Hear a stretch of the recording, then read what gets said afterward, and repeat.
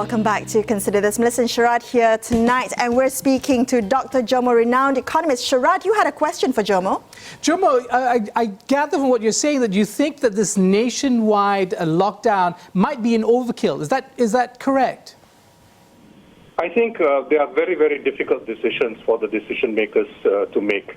Malaysia was actually very, very fast off the blocks way back in January. I think it was January the 3rd. Some of the first announcements were being made about the preparation of kits and so on and so forth. Then we lost a lot of time, as you all know, for political reasons, for about 3 weeks between the end of February and early March.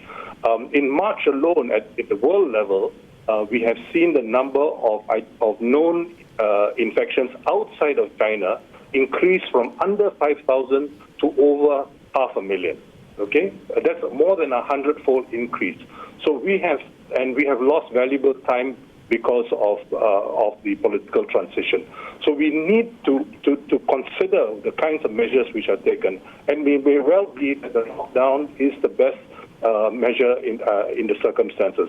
Having said that, what is necessary to flatten the curve?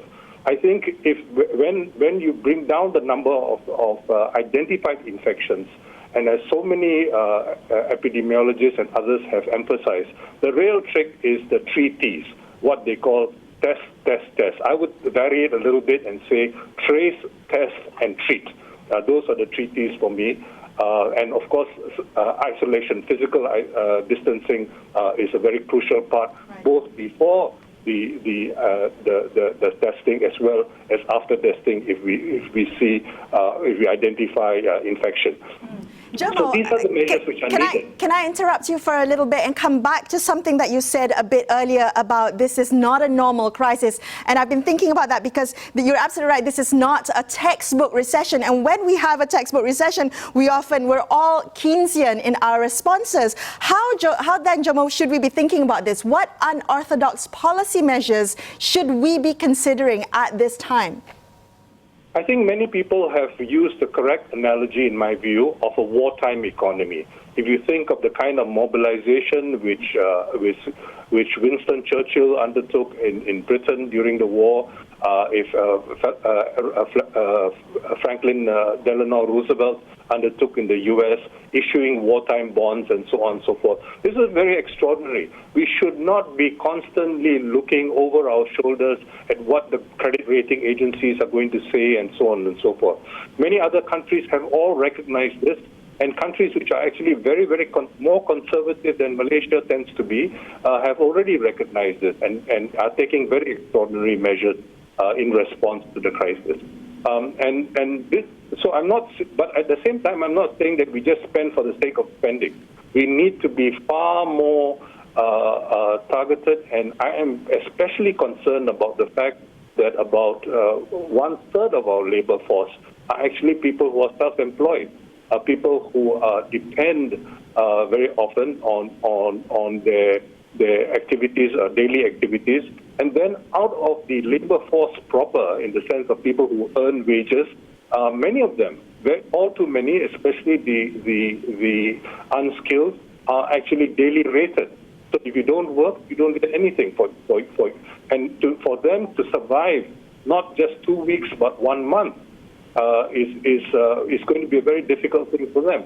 So I think hope that the government. Yeah. Jomo, what do you think is the reason for the kind of restraint that you see coming from government at this point in time? What could be the constraints? Restraint on both sides, sorry?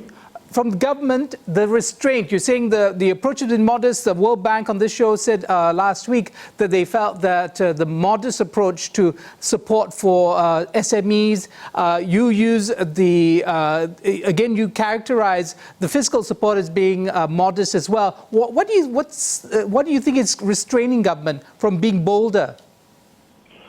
Well, it's difficult to tell. I think a new government which is unsure of its political longevity and so on may be looking over its shoulder, not just at political considerations, but it might fear that it's going to be judged by financial markets.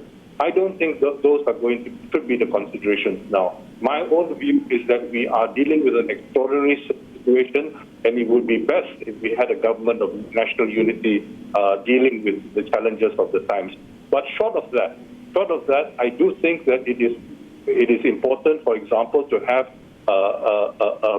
an extraordinary parliamentary session to fund a much greater and strengthened bill. Look at the U.S. I mean, in the midst of in an election year, the Democrats and the Republicans came together to pass a bill, a $2 trillion bill for the U.S. And this was unprecedented, but by any circumstance, under any circumstances. So why I'm not privy to a lot of decision making. It could be anything, but I know that because I do speak to many of my colleagues in other countries, I do know that many of them, especially in so-called emerging market economies, the finance ministers tend to be tend to feel tend to be very sensitive to the whims and fancies of financial markets. But I think what I sense, for example, in the southern cone of Latin America, for example, and elsewhere, people are beginning to realize that this is different. This is different, and we need to begin to rethink many of our own assumptions about how life is organized, and we need to go for this full blast and begin to also think about how society, how the economy is going to be reorganized, especially if physical distancing is going to be a feature of our lives. If it's going to be a feature of our social lives, it's a feature of our working lives, and so on and so forth. All this has to be thought through, and we need to begin to do that.